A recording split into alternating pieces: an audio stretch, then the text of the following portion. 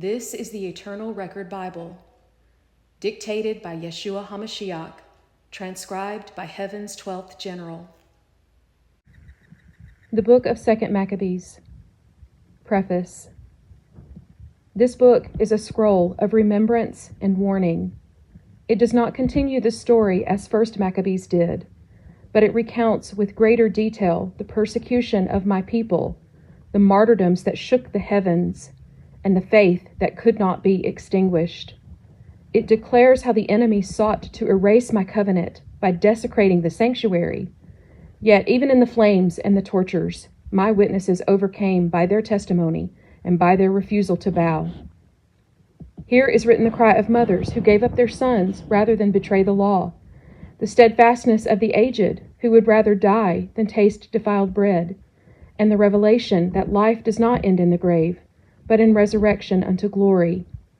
This book was kept so you would know that I have always preserved a remnant who would not deny my name, and that even the weakest vessel becomes mighty when filled with the fear of the Lord.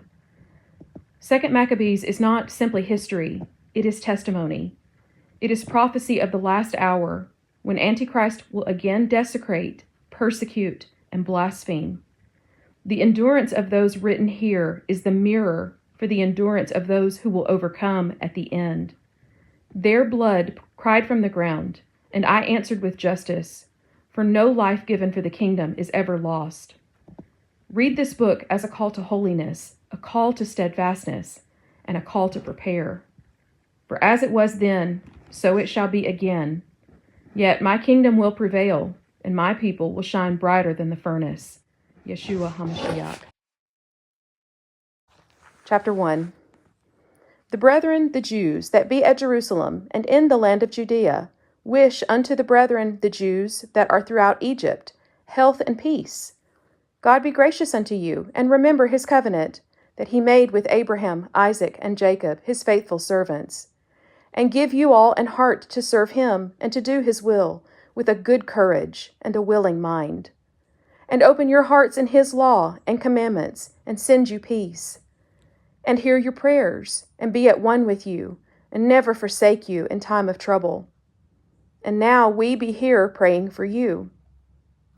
In the reign of Demetrius, in the 169th year, we the Jews wrote unto you, in the extremity of trouble that came upon us in those years, from the time that Jason and his company revolted from the Holy Land and kingdom, and burned the porch, and shed innocent blood. Then we prayed unto the Lord, and were heard. We offered also sacrifices, and fine flour, and lighted the lamps, and set forth the loaves.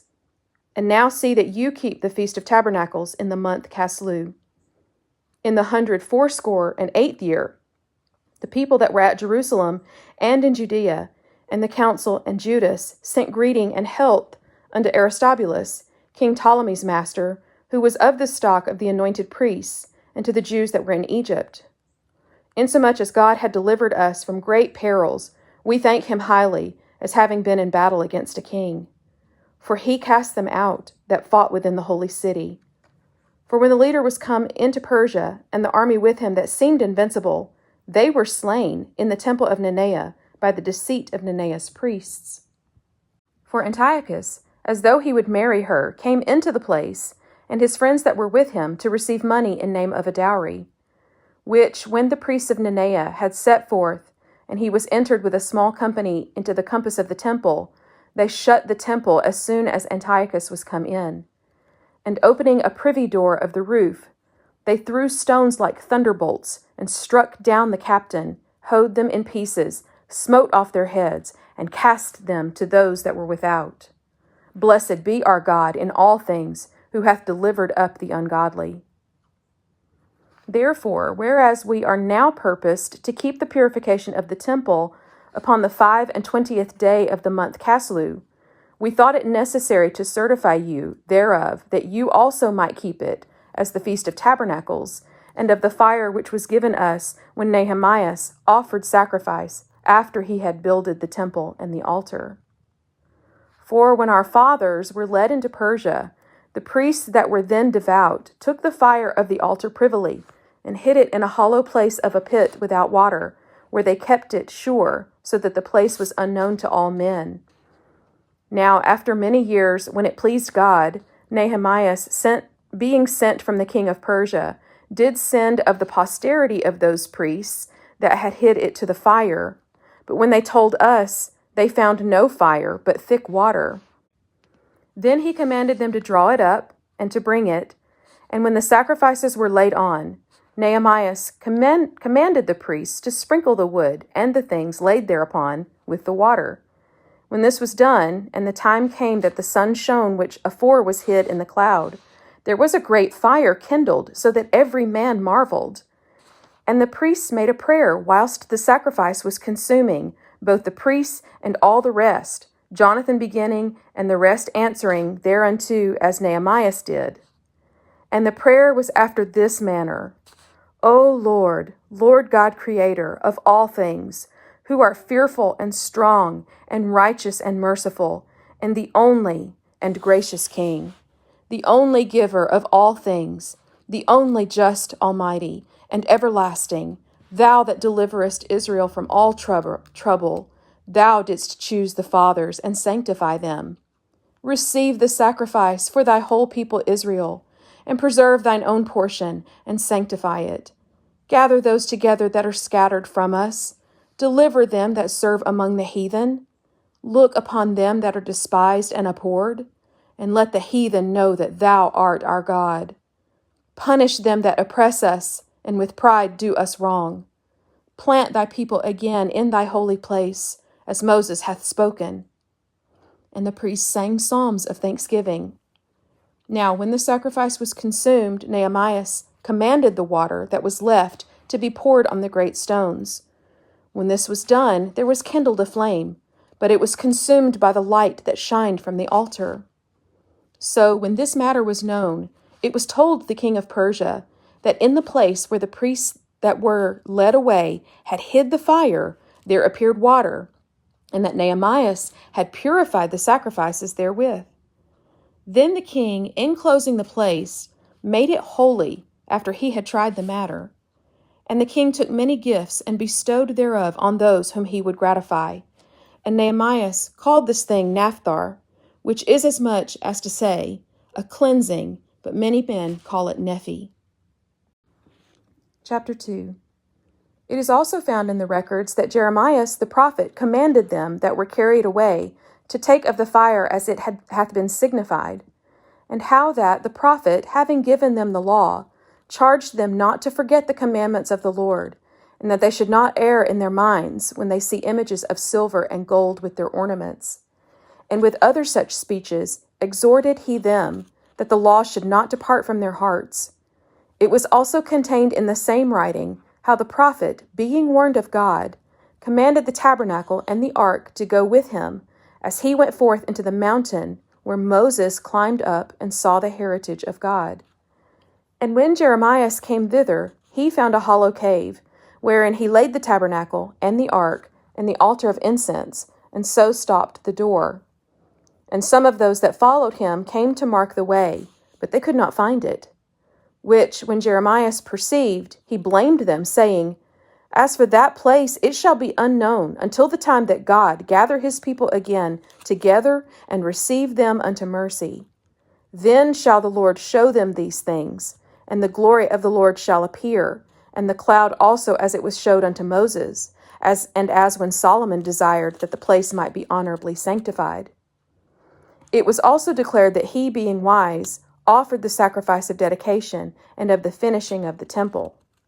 And as when Moses prayed unto the Lord, the fire came down from heaven and consumed the sacrifices, even so prayed Solomon also, and the fire came down from heaven and consumed the burnt offerings.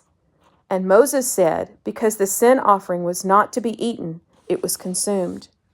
So Solomon kept those 8 days. The same things were reported also in the writings and commentaries of Nehemiah, and how he, founding a library, gathered together the acts of the kings and the prophets, and of David, and the epistles of the kings concerning the holy gifts. In like manner also Judas gathered together all those things that were lost by reason of the war we had, and they remain with us. Wherefore, if you have need thereof, send some to fetch them unto you. Whereas we then are about to celebrate the purification we have written unto you, and you shall do well if you keep the same days.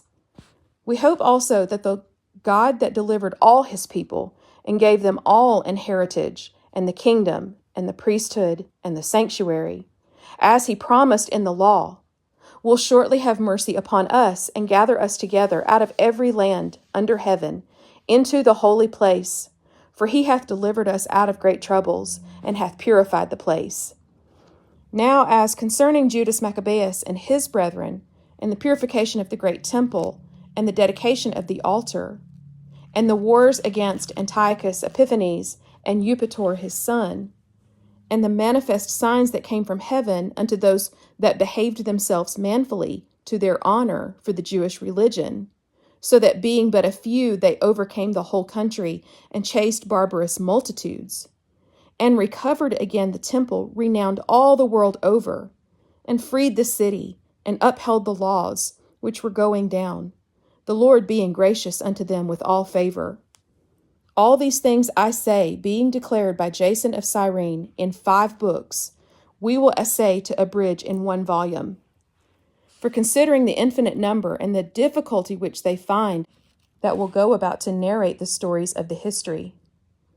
For the story that we have taken in hand for to abridge, it is no easy matter, but a work of much watching and sweat. Even as it is no ease unto him that prepares a banquet, and seeks the benefit of others, yet for the pleasuring of many we will undertake gladly this great pains, leaving to the author the exact handling of every particular, and laboring to follow the rules of an abridgment. For as the master builder of a new house must care for the whole building, but he that undertakes to set it out and paint it must seek out fit things for the adorning of it, even so I think it is with us, to stand upon every point and go over things at large, and to be curious in particulars belongeth to the first author of the story. But to use brevity and avoid much laboring of the work is to be granted to him that will make an abridgment.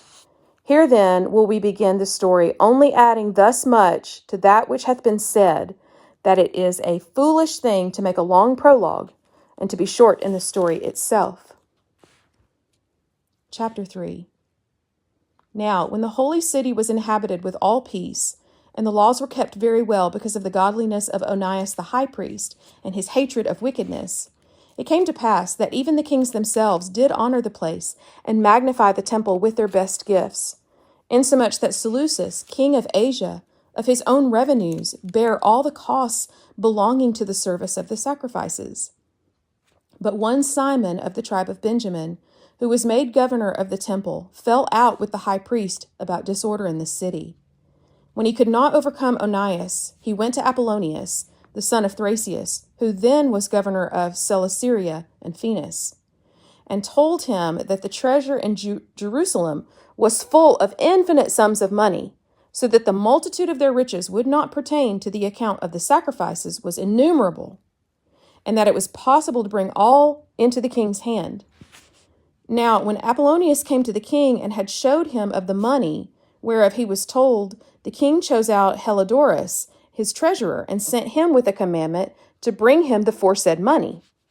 So forthwith Heliodorus took his journey under a color of visiting the cities of Celesyria and Phoenice, but indeed to fulfill the king's purpose. When he was come to Jerusalem and had been courteously received of the high priest of the city, he told him what intelligence was given of the money, and declared wherefore he came, and asked if these things were so indeed. Then the high priest told them that there was such money laid up for the relief of widows and fatherless children, and that some of it belonged to Hyrcanus, son of Tobias, a man of great dignity, and not as that wicked Simon had misinformed, for the sum was of 400 talents of silver and 200 of gold. It was altogether impossible that such wrongs should be done unto them that had committed it to the holiness of the place, and to the majesty and inviolable sanctity of the temple honored over all the world. But Heliodorus, because of the king's commandment given him, said that in any wise it must be brought into the king's treasury. So at the day which he appointed, he entered in to order this matter, Wherefore there was no small agony throughout the whole city. The priests prostrating themselves before the altar in their priestly vestments, and called unto heaven upon him, that made a law concerning these things given to be kept, that they should safely be preserved for such as had committed them to be kept. Then whoso had looked the high priest in the face, it would have wounded his heart, for his countenance and the changing of his color declared the inward agony of his mind. For the man was so compassed with fear and horror of the body, that it was manifest to them that looked upon him what sorrow he had now in his heart. Others ran flocking out of their houses to the general supplication, because the place was like to come into contempt. The women girt with sackcloth under their breasts abounded in the street, and the virgins that were kept in ran some to the gates, and some to the walls, and others looked out of the windows, and all holding their hands toward heaven made supplication. Then it would have pitied a man to see the falling down of the multitude of all sorts, and the fear of the high priest being in such agony.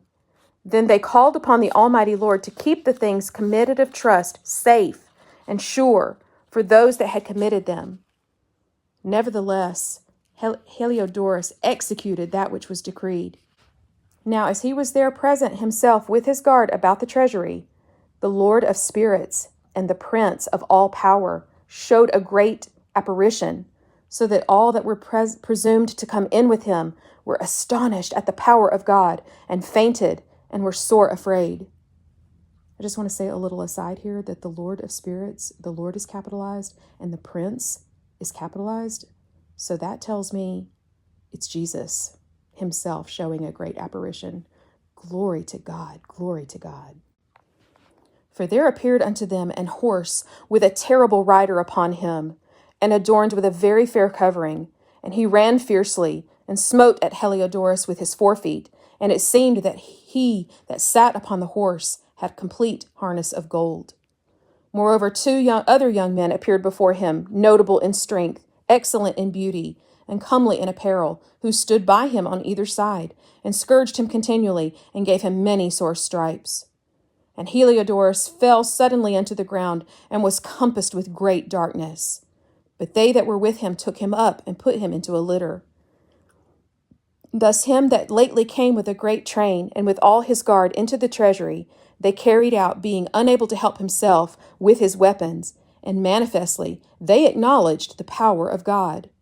For he, by the hand of God, was cast down, and lay speechless without all hope of life. But they praised the Lord that had miraculously honored his own place for the temple, which a little afore was full of fear and trouble, when the Almighty Lord appeared, was filled with joy and gladness.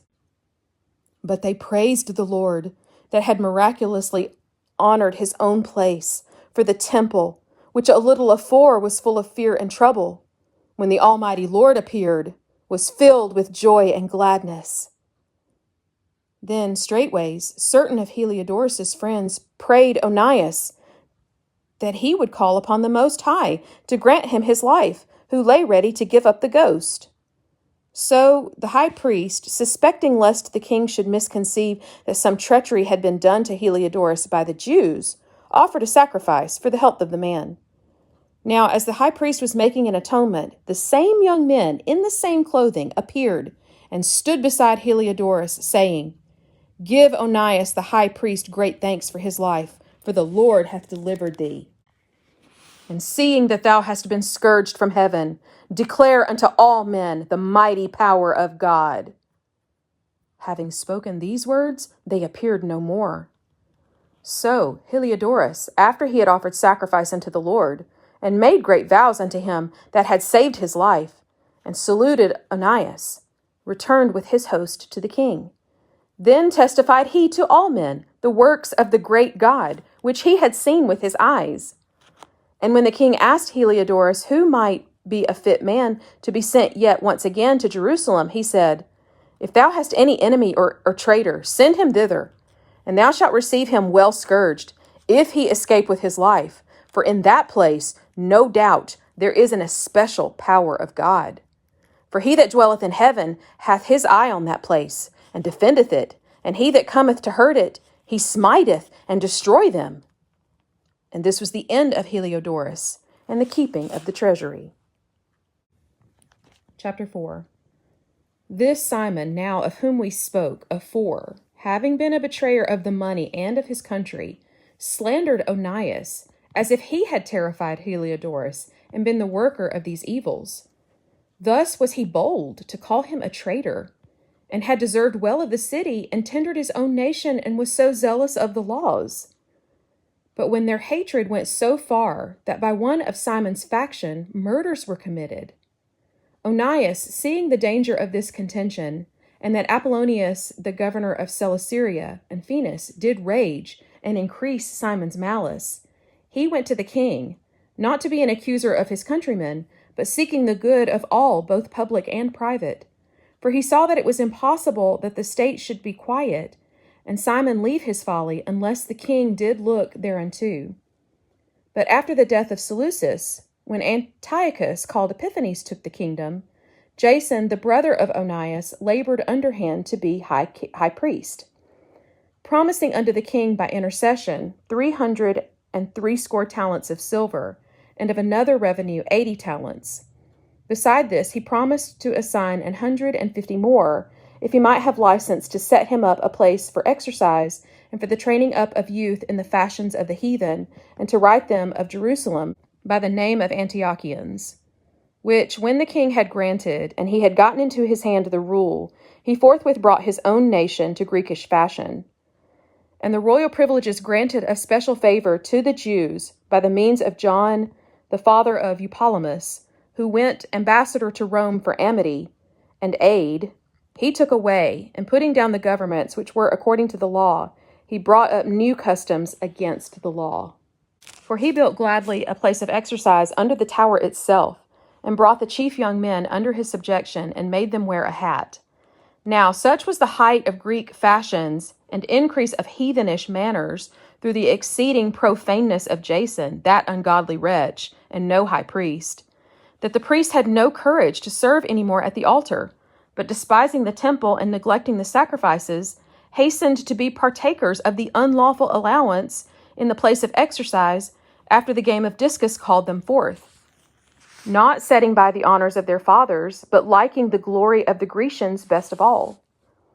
By reason whereof sore calamity came upon them, for they had them to be their enemies and avengers, whose custom they followed so earnestly, and unto whom they desired to be like in all things. For it is not a light thing to do wickedly against the laws of God, but the time following shall declare these things. Now, when the game that was used every 5th year was kept, at Tyrus the king being present, this ungracious Jason sent special messengers from Jerusalem, who were Antiochians, to carry 300 drams of silver to the sacrifice of Hercules, which even the bearers thereof thought not to meet to bestow upon the sacrifice, because it was not convenient, but to be reserved for other charges.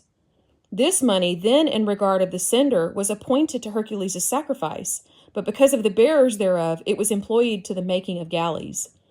Now, when Apollonius the son of Menestheus was sent into Egypt for the coronation of King Ptolemy, Philometor, Antiochus, understanding him not to be well affected to his affairs provided for his own safety, whereupon he came to Joppa and then to Jerusalem, where he was honorably received of Jason and of the city, and was brought in with torchlight and with great shoutings, and so afterward went with his host unto Phoenix.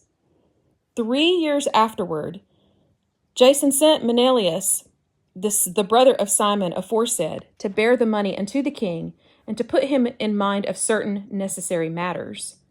But he, being brought to the king's presence, and magnifying him for the glorious appearance of his power, got the high priesthood to himself, offering more than Jason by 300 talents of silver. So he came with the king's mandate, bringing nothing worthy the high priesthood, but having the fury of a cruel tyrant and the rage of a savage beast. Then Jason, who had undermined his own brother, being undermined by another, was compelled to flee into the country of the Ammonites. So Menelaus got the principality, but as for the money that he had promised unto the king, he took no good order for it, albeit Sostratus, the ruler of the castle, required it. For unto him appertained the gathering of the customs, wherefore they were both called before the king. Now Menelaus left his brother Lysimachus in his stead in the priesthood, and Sostratus left Crates, who was governor of the Cyprians. While those things were in doing, they of Tarsus and Malus made insurrection, because they were given to the king's concubine, called Antiochus. Then came the king in all haste to appease matters, leaving Andronicus, a man in authority, for his deputy. Now Menelaus, supposing that he had gotten a convenient time, stole certain vessels of gold out of the temple, and gave some of them to Andronicus, and some he sold into Tyrus and the cities round about, which, when Onias knew of a surety, he reproved him, and withdrew himself into a sanctuary at Daphne that lies by Antiochia. Which, when Onias knew of a surety, he reproved him, and withdrew himself into a sanctuary at Daphne that lies by Antiochia. Wherefore Menelaus, taking Andronicus apart, prayed him to get Onias into his hands, who, being persuaded thereunto, and coming to Onias in deceit, gave him his right hand with oaths, and though he suspected nothing, slew him without regard of justice. For this cause not only the Jews, but many also of other nations, took great indignation, and were much grieved for the unjust murder of the man. And when the king was come again from the places about Cilicia, the Jews that were at Antioch, and also the Grecians, complained, because Onias was slain without cause. Therefore Antiochus was heartily sorry, and moved to pity, and wept because of the sober and modest behavior of him that was dead. And being kindled with anger forthwith, he took away Andronicus's purple, and rent off his clothes, and leading him through the whole city unto that very place where he had committed impiety against Onias, there slew he the cursed murderer. Thus the Lord rewarded him his punishment, as he had deserved. Now when many sacrifices had been committed in the city by Lysimachus, with the consent of Menelaus, and when the bruit thereof was spread abroad, the multitude gathered themselves together against Lysimachus, many vessels of gold being already carried away. Wherefore the common people, rising and being filled with rage, Lysimachus armed about 3,000 men, and began first to offer violence, one Oranus being the leader, a man far gone in years, and no less also in folly. They, then seeing the attempt of Lysimachus, some of them caught stones, some clubs, others taking handfuls of dust that was next at hand, cast them all together upon Lysimachus and those that sat upon them. Thus many of them they wounded, and some they struck to the ground, but all of them they forced to flee. And as for the church robber himself, they killed beside the treasury. Of these matters, therefore, there was an accusation led against Menelaus. Now, when the king came to Tyrus, 3 men that were sent from the Senate pleaded the cause before him. But Menelaus, being now convicted, promised Ptolemy, the son of Doramenes, to give him much money if he would pacify the king toward him.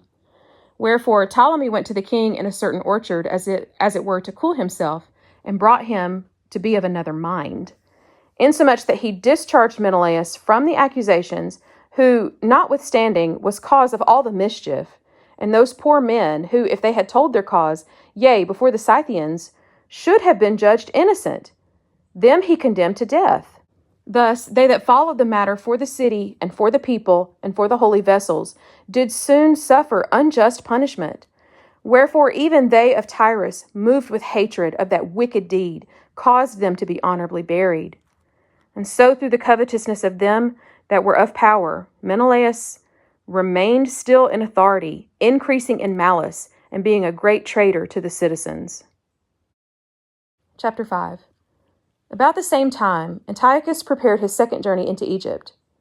And then it happened that throughout all the city, for the space almost of 40 days, there were seen horsemen running in the air, in cloth of gold, and armed with lances like a band of soldiers, and troops of horsemen in array, encountering and running one against another, with shaking of shields, and multitude of pikes, and drawing of swords, and shooting of arrows, and the glittering of gold ornaments, and harness of all sorts.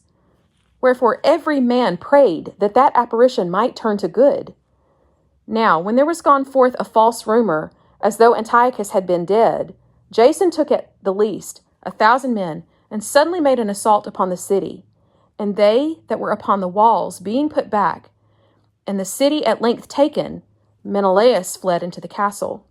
But Jason slew his own citizens without mercy, not considering that to get the day of them of his own nation would be a most unhappy day for him, but thinking they had been his enemies and not his countrymen whom he conquered.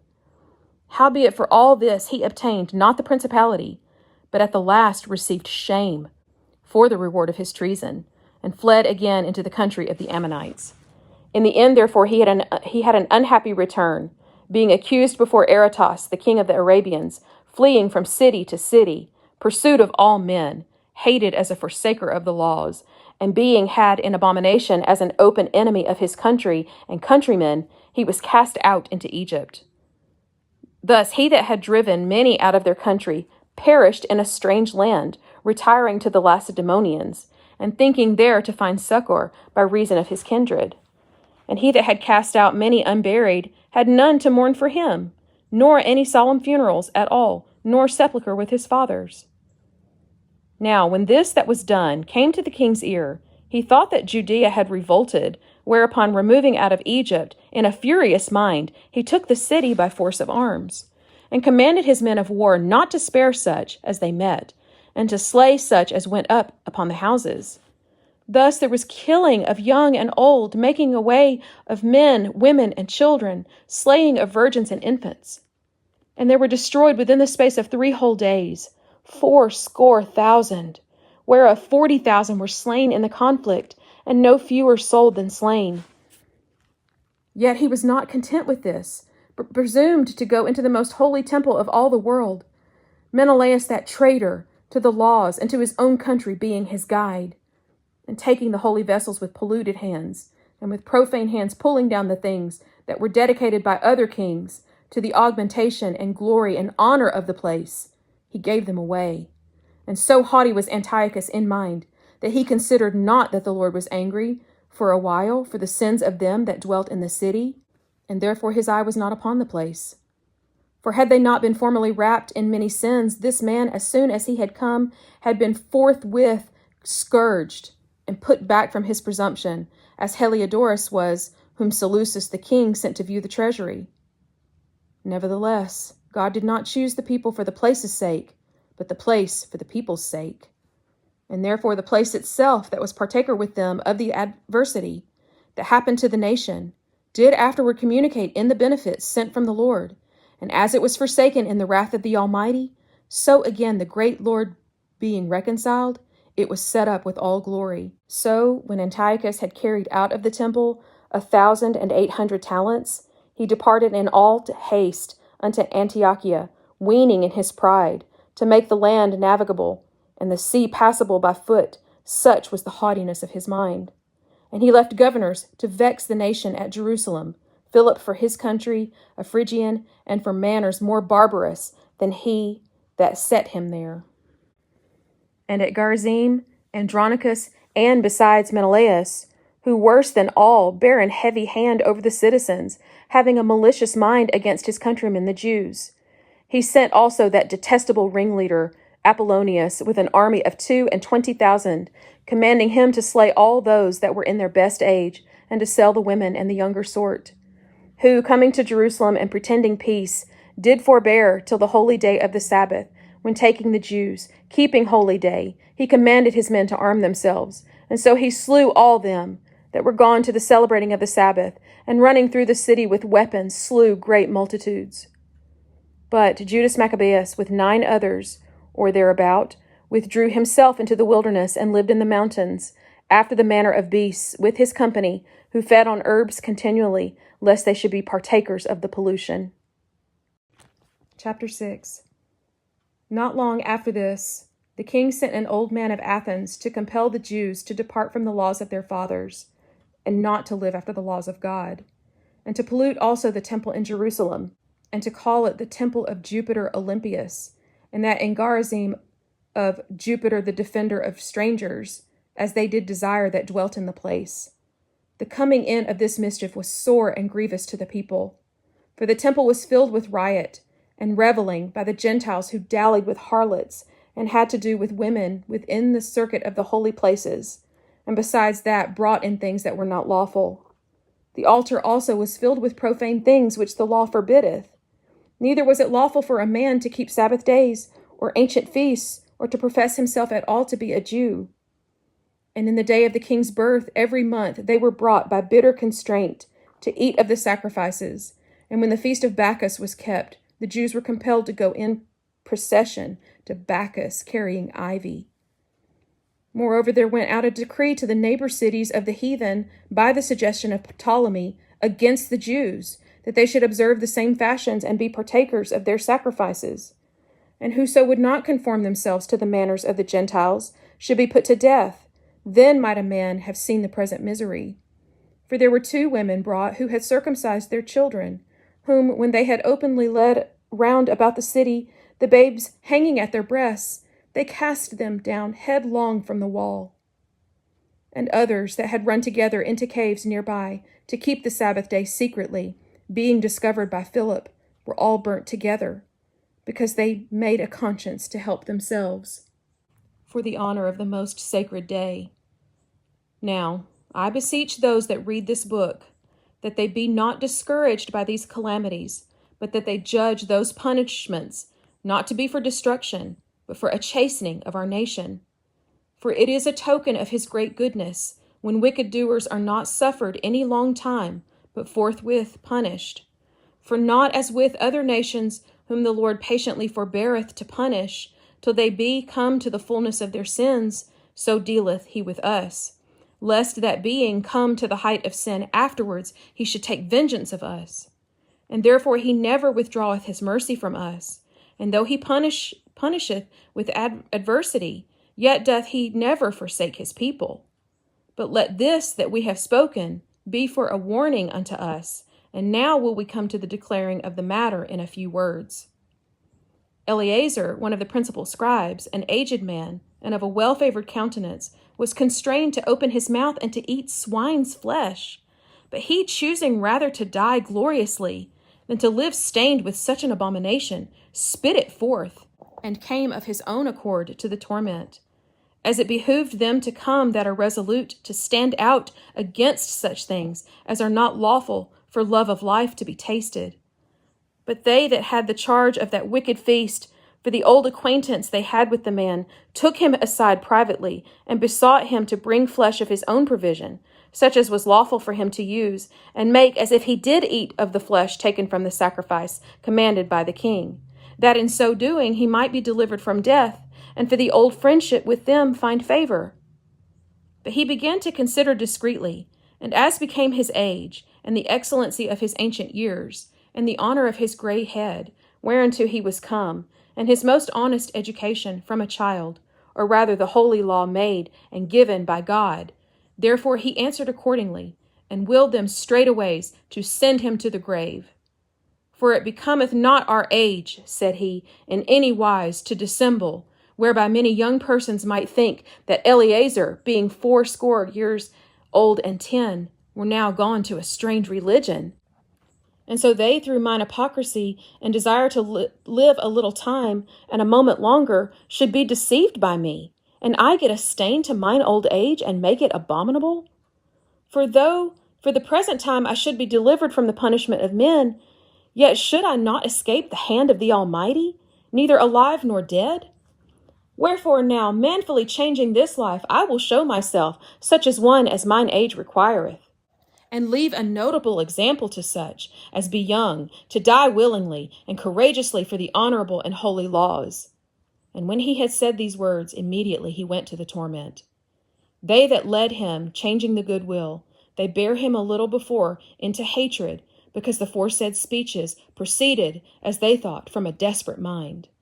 But when he was ready to die with stripes, he groaned, and said, It is manifest unto the Lord, that hath the holy knowledge, that whereas I might have been delivered from death, I now endure sore pains in body by being beaten, but in soul am well content to suffer these things, because I fear him. And thus this man died, leaving his death for an example of a noble courage and a memorial of virtue, not only unto young men, but unto all his nation. Chapter 7. And it came to pass also that 7 brethren with their mother were taken and compelled by the king against the law to taste swine's flesh, and were tormented with scourges and whips. But one of them that spoke first said thus, What would you ask or learn of us? We are ready to die, rather than to transgress the laws of our fathers. Then the king, being in a rage, commanded pans and cauldrons to be made hot, which forthwith being heated, he commanded to cut out the tongue of him that spoke first, and to cut off the utmost parts of his body, the rest of his brethren and his mother looking on. Now, when he was maimed in all his members, he commanded him, being yet alive, to be brought to the fire, and to be fried in the pan. And as the vapor of the pan was for a good space dispersed, they exhorted one another, with the mother, to die manfully, saying this, The Lord God looketh upon us, and in truth hath comfort in us, as Moses in his song, which witnessed to their faces, declared, saying, And he shall be comforted in his servants. So when the first was dead, after this manner, they brought the second to make him a mocking stock. And when they had pulled off the skin of his head with the hair, they asked him, Wilt thou eat before thou be punished throughout every member of thy body? But he answered in his own language and said, No. Wherefore he also received the torment in order as the former did. And when he was at the last gasp, he said, Thou like a fury takest us out of this present life, but the King of the world shall raise us up, who have died for his laws unto everlasting life. After him was the third, made a mocking stock, and when he was required, he put out his tongue, and that right soon, holding forth his hands manfully, and said courageously, These I had from heaven, and for his laws I despise them, and from him I hope to receive them again. Insomuch that the king and they that were with him marveled at the young man's courage, for that he nothing regarded the pains. Now when this man was dead, also they tormented and mangled the fourth in like manner. So when he was ready to die, he said, Thus it is good, being put to death by men, to look for hope from God, to be raised up again by him. As for thee, thou shalt have no resurrection to life. Afterward they brought the fifth also, and mangled him. Then looked he unto the king, and said, Thou hast power over men, thou art corruptible, thou doest what thou wilt, yet think not that our nation is forsaken of God. But abide a while, and behold his great power, how he will torment thee and thy seed. After him also they brought the sixth, who being ready to die said, Be not deceived without cause, for we suffered these things for ourselves, having sinned against our God. Therefore marvelous things are done unto us. But think not that thou takest in hand to strive against God, that thou shalt escape unpunished. But the mother was marvelous above all, and worthy of honorable memory, for when she saw her 7 sons slain within the space of 1 day, she bare it with a good courage, because of the hope that she had in the Lord. Yea, she exhorted every one of them in her own language, filled with courageous spirits, and stirring up her womanish thoughts, with a manly stomach, she said unto them, I cannot tell how you came into my womb, for I neither gave you breath nor life, neither was it I that formed the members of every one of you, but doubtless the Creator of the world, who formed the generation of man, and found out the beginning of all things, will also of his own mercy give you breath and life again, as you now regard not your own selves for his law's sake. Now Antiochus, thinking himself despised and suspecting it to be a reproachful speech, whilst the youngest was yet alive, did not only exhort him by words, but also assured him with oaths that he would make him both a rich and a happy man, if he would turn from the laws of his fathers, and that also he would take him for his friend and trust him with affairs.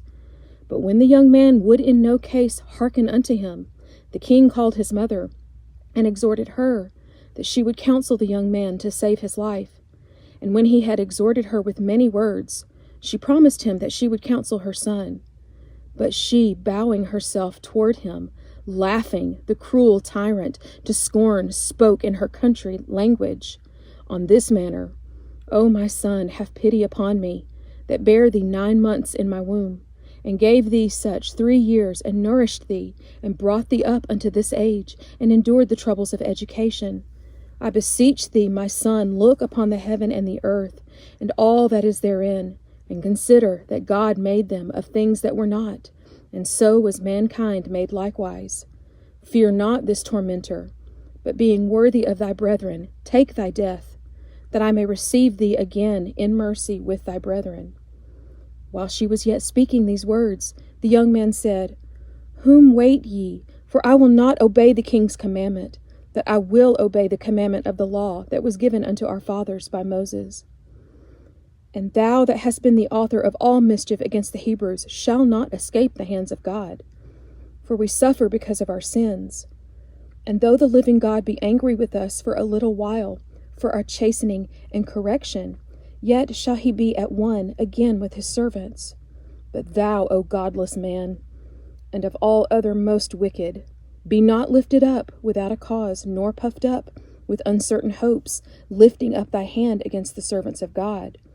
For thou hast not yet escaped the judgment of Almighty God, who seeth all things. For our brethren who now have suffered a short pain are dead under God's covenant of everlasting life. But thou, through the judgment of God, shall receive just punishment for thy pride. But I, as my brethren, offer up my body and life for the laws of our fathers, beseeching God that he would speedily be merciful unto our nation, and that thou by torments and plagues mayest confess that he alone is God, and that in me and my brethren the wrath of the Almighty, which is justly brought upon our nation, may cease. Then the king, being in a rage, handed him worse than all the rest, and took it grievously that he was mocked. So this man died undefiled, and put his whole trust in the Lord. Last of all, after the sons, the mother died. Let this be enough now to have spoken concerning the idolatrous feasts and the extreme tortures.